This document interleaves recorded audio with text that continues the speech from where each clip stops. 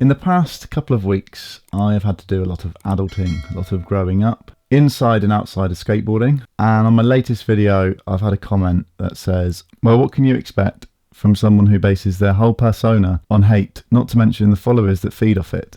Just keep being you. There will always be people on the internet crying about something.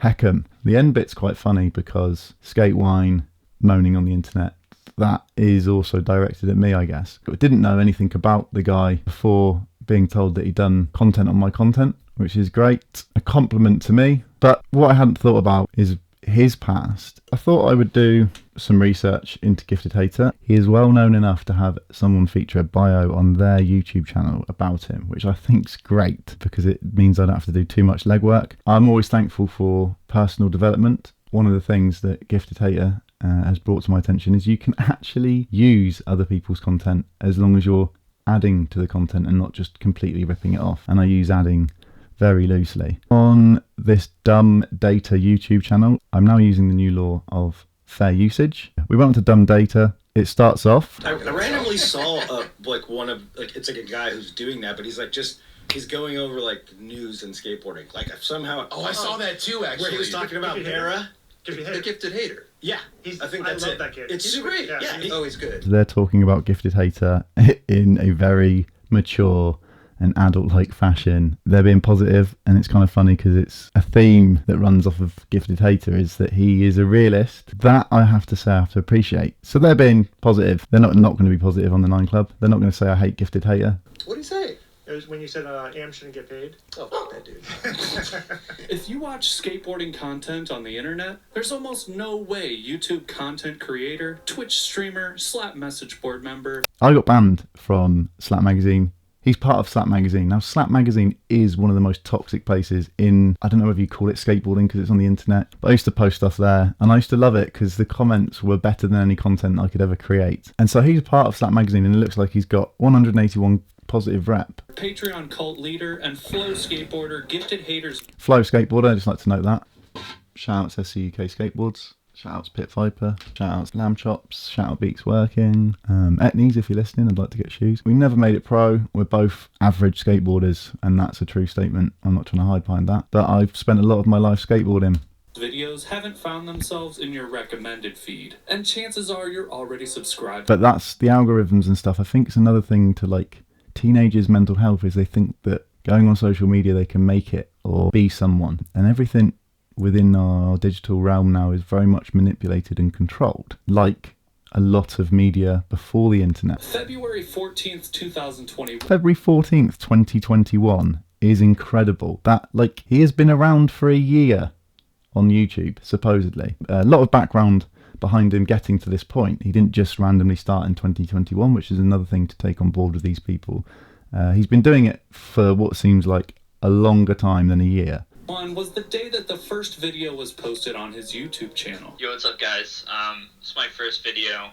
But it was under the original name of 1-800-Nipples. The video had absolutely 0% skateboarding content.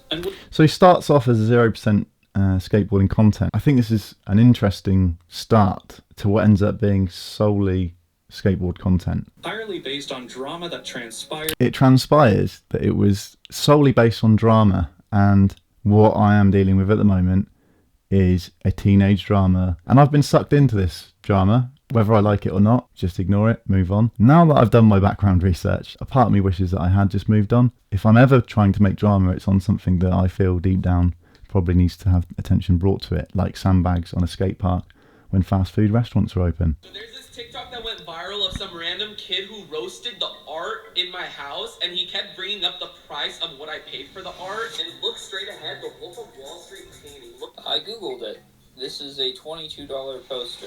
TikTok is where... I think it's incredible that his initial TikTok was drama, was his opinion, and it was picking apart someone's life, which is the premise of his content by the looks of it. 1-800-Nipples actually began creating content, with his first post, at least what we can see publicly, being a stationary tray flip ping pong ball trick shot combo that was posted over half a year prior to the YouTube channel's creation.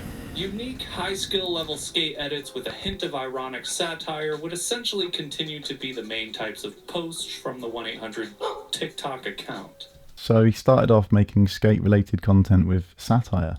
Ha! Another parallel between myself and Gifted Hater. Within less than a couple months, the styles of edits would evolve to relatively more blatantly satirical skits, including appearances from his girlfriend, roasts of Fair play, he's got a girlfriend. Nija, and other humorous non-skateboarding posts. Do you have hat energy? It wasn't until the virality of the 1-800 versus FaZe Rug TikTok beef that catalyzed the longer form content and creation of what we now... So this highly irritates me, is that he propelled himself off of a beef with what sounds like a TikToker in 2021. It goes back to why skateboarding sucks in 2022. know as the Gifted Hater YouTube channel. The second video posted on YouTube was about dissecting the relationship between the Barracks and Kariuma Shoes infiltration of the skateboarding industry, and was immediately met with high praise in the comments section. I like this, picking apart a possible political subject in skateboarding that needs to be criticised and brought to light. I think this sort of content is brilliant. Picking apart money, industry, corruption, love it. Well done, Gifted Hater.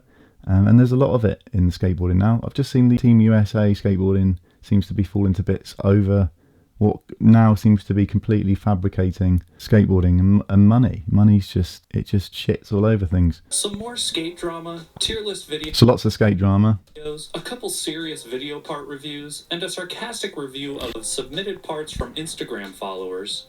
I like this. Now, I'd been thinking about doing this. That's a good concept, a good idea. This guy is, he does things a little differently.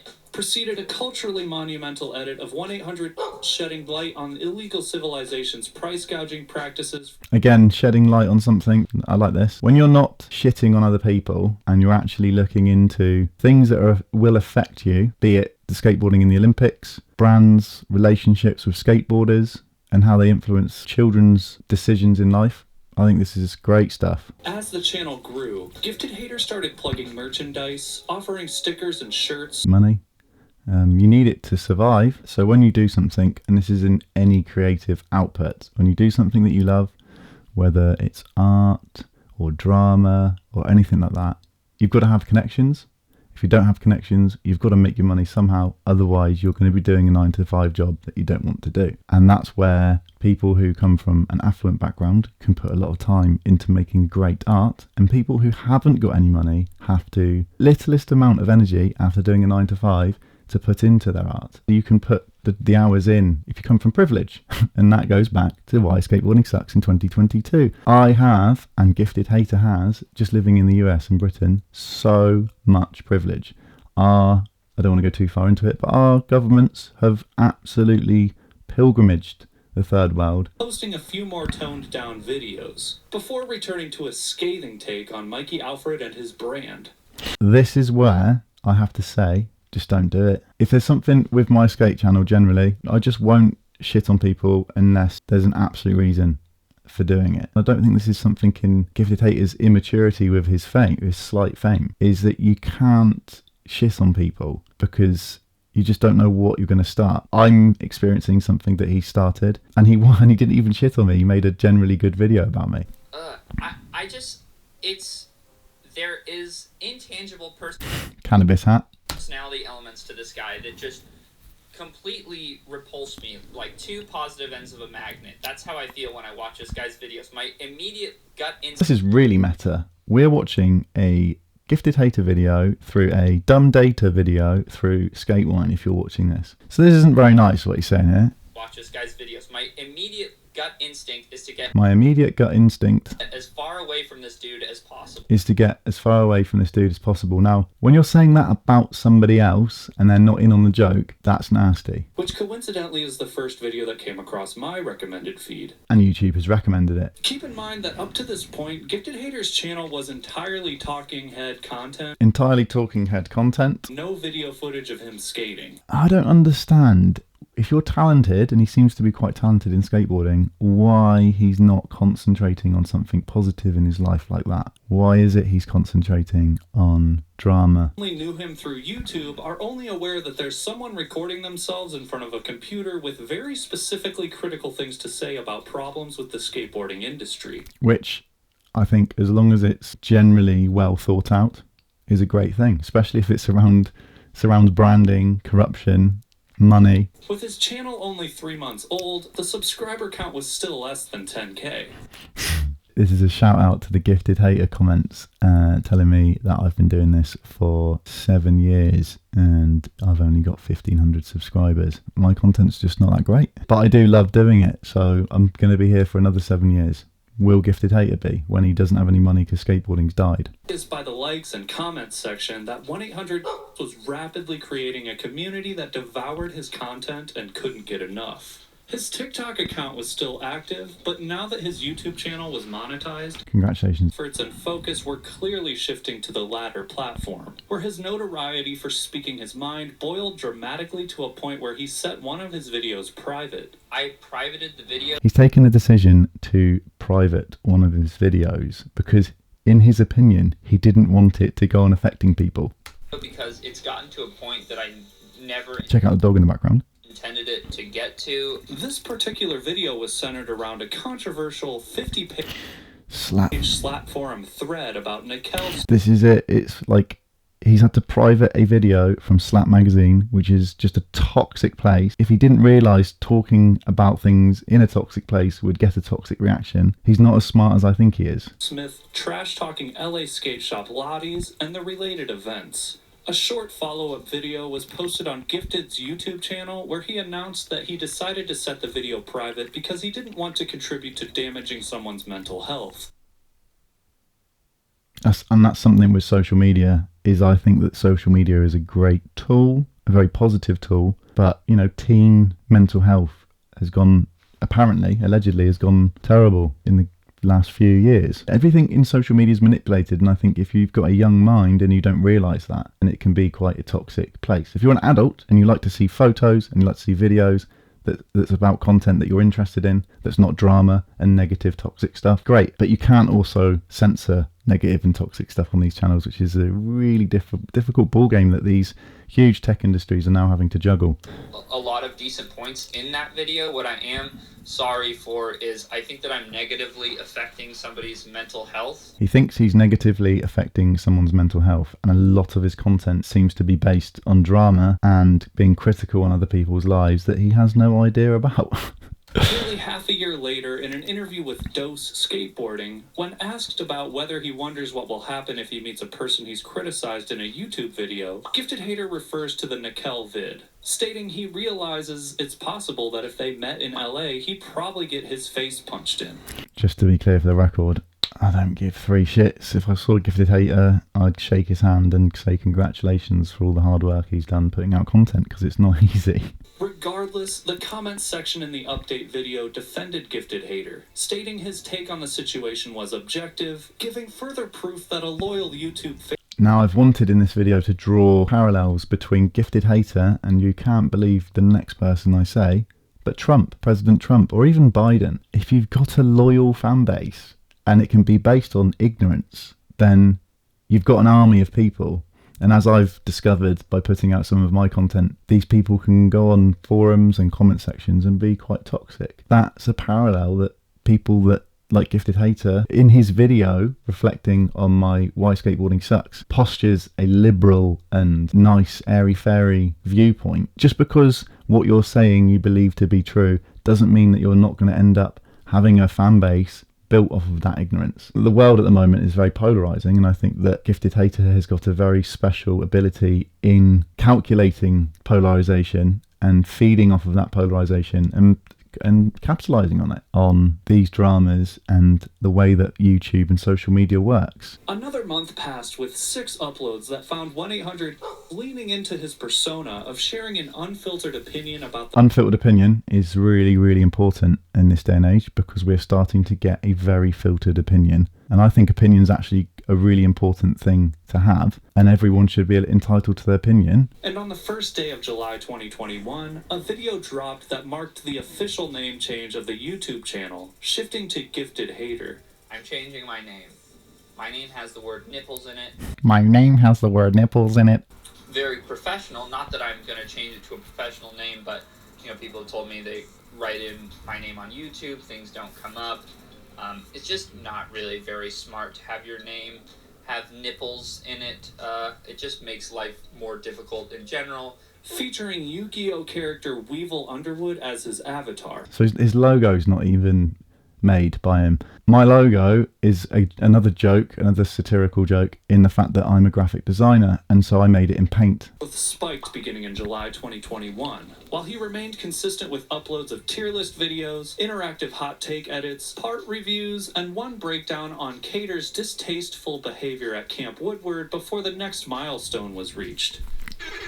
Milestones. See, this is things like I'm competitive. I want to be good at everything I do, but I just find, and I think that's a worry about the Olympics, is people were already competitive in skateboarding, and how they were being competitive was quite unstructured. So milestones and statistics and things like that are monitored and seem to have a very business-like structure terrify me. With creativity, far more fluid way of getting somewhere instead of having a regimented way. The achievement of earning 10,000 subscribers was I don't think I'll ever reach 10,000 subscribers, but will I do something as cheesy as this? celebrated with a vlog upload that showed the first Celebrating 10k uploads. YouTube footage of Gifted Hater on a skateboard, sessioning with some homies, including Limousine Skateboards affiliate Nellie Morville. The next noteworthy Gifted Hater moment took place in late August, when he capitalized on the cyberbullying of Sean Davis in his battle Shoutouts to Dumb Data. This part I find very interesting. at the Barracks 12 match against Sean Hover, posting a 24-minute analysis of the 24-minute analysis. That's another thing I've got to give shoutouts to. I can't stand at the moment people's concentration spans on like 10-second TikTok videos. And Gifted Haters putting out long content. event. Average subscriber growth beginning in July through early September drastically increased from a peak of 360 per week to an all-time high of 2,300, which coincided with the release of a blazing hot take on the wildly popular battle at the Barracks. Roughly 2 weeks later, Gifted Hater's next memorable move was 3 consecutive videos, where he clearly articulated concerns around exploitative He clearly articulated, and I think that's where he's a genius, is he's obviously very good at the way he talks. I think people don't like the way that Trump talks, but he's got a very clever way of articulating his ideas. business practices from Mama Skate, who was charging $1,400 for a pair of pants. The Wow. second video digs deeper into details about the Mama Skate controversy, where ties with the Barracks were revealed. This address Again, this is great content because he's, in my opinion, because he's going into corruption, he's doing investigation journalism. Fair play to him. may sound just a little bit familiar, so let's Google it.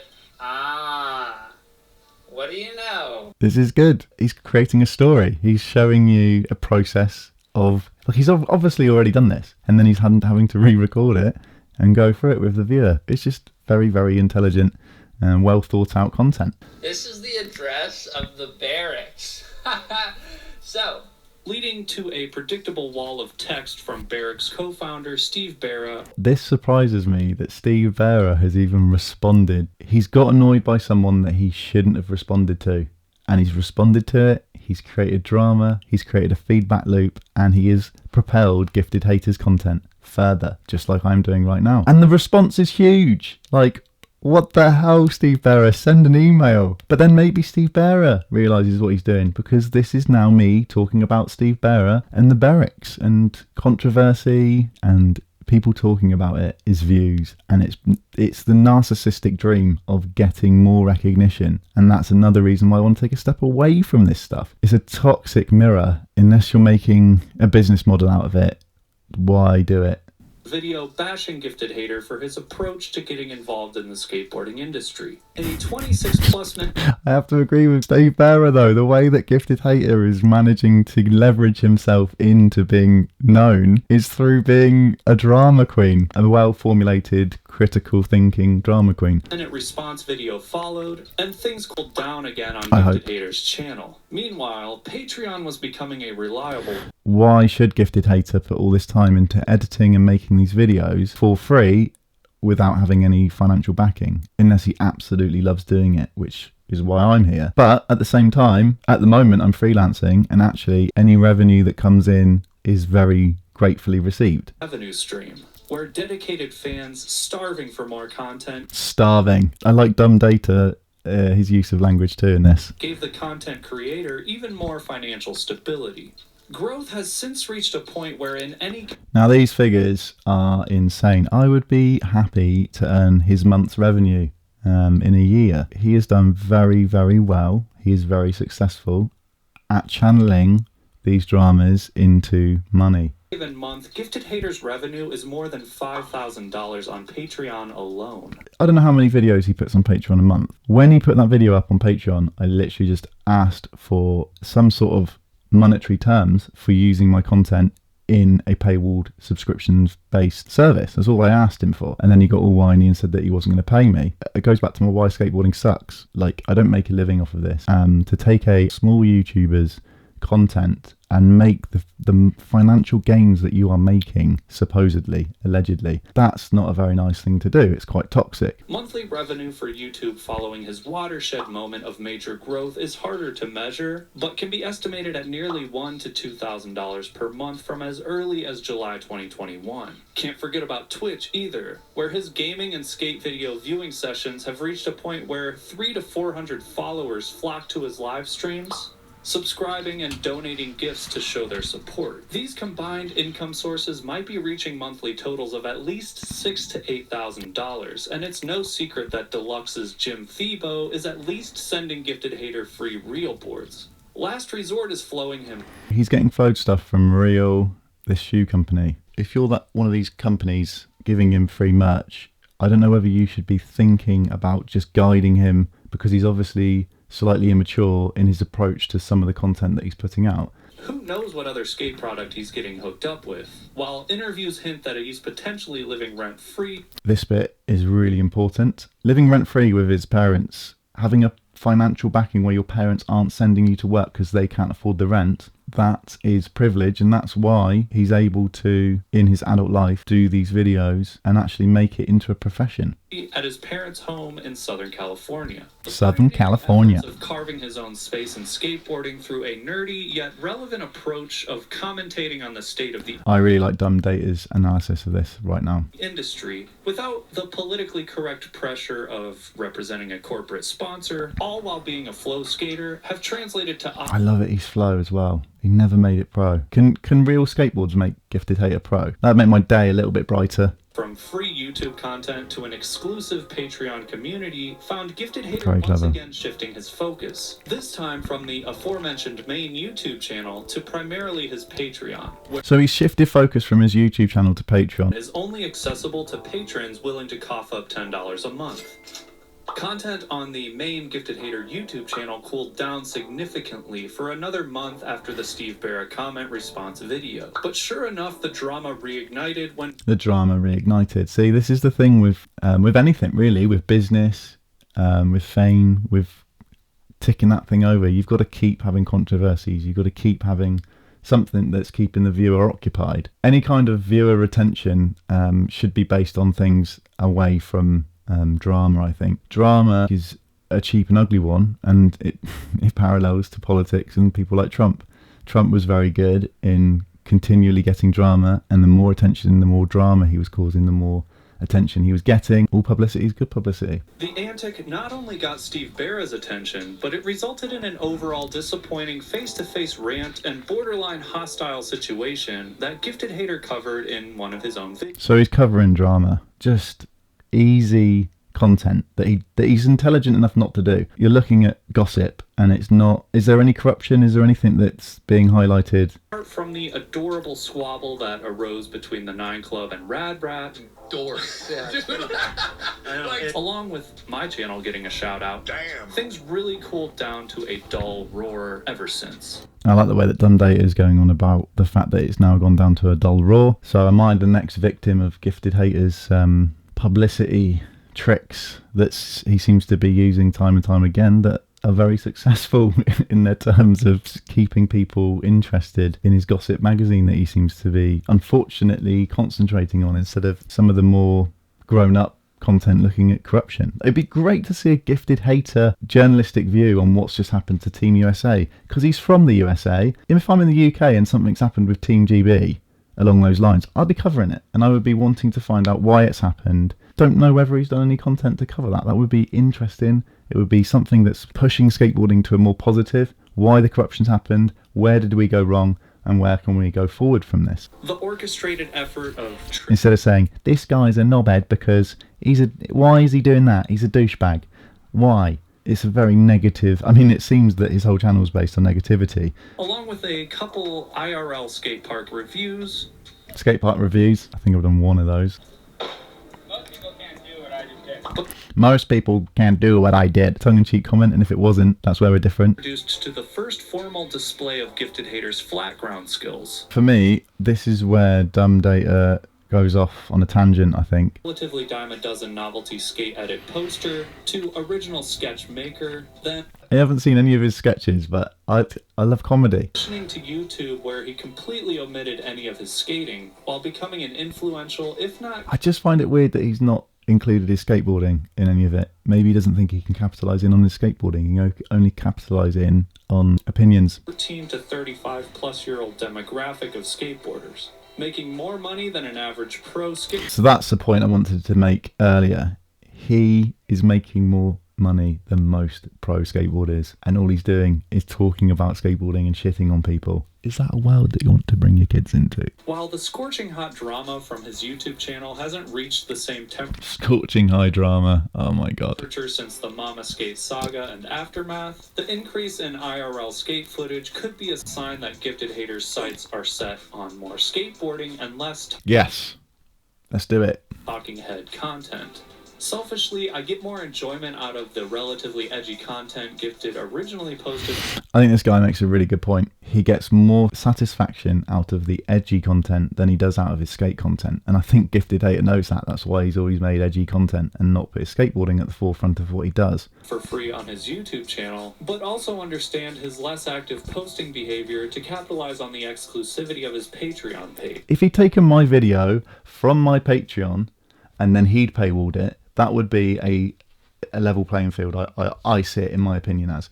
He's taken something from YouTube, which has its own rules and regulations, and he stepped out of that box into the Patreon world, and then he's using fair usage in almost what feels like two different worlds. He didn't upload it to YouTube on his Gifted Hater channel. He uploaded it to his Patreon, where he's making a lot of money.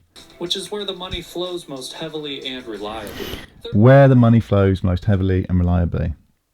That is so key to why I was irritated. Nitpick, it's the overly ironic tendencies in his editing and behavior, used as a shield to guarantee that Gifted Hater is always cool. Another great point that Dumb Data makes is that he uses his irony to make sure that he's always seen as being cool. And I think that him using irony as a shield to be cool is a difference between us, because I always take the mick out of myself. I always want to stay grounded. I'm not cool. I don't make any money off of YouTube, and I'm not going to be that guy. And nothing is that serious.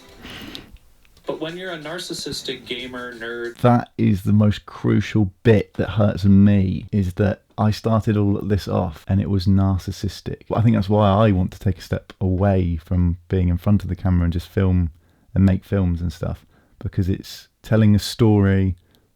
Toxic narcissism isn't good in our society. SoCal skater boy with an arts degree, it comes... If he's got an arts degree, that's so funny, because so have I. ...the territory. In the span of 1 year, Gifted Hater's growth seems poised to continue, and the future looks bright for this entertaining content creator. Great video. Dumb Data has also got almost 20,000 subscribers, and that was 56,000 views at time of recording. Let's go and check out Dumb Data's whole video. This sort of stuff you've got to try and keep to a minimum. If you've got to this point, well done. You've got a concentration span longer than a bloody fish. Shout outs to Dumb Data for his video. Shout outs to Gifted Hater. Hour and 10 minutes of footage I've got to edit now. I am now feeling exhausted. Never used to say like or subscribe, and because I realised that saying like and subscribe on videos helps remind people to press like and subscribe. So like and subscribe, it does support the channel, as they all say. I hope I don't have to go through any more controversies as grown up as this. Peace.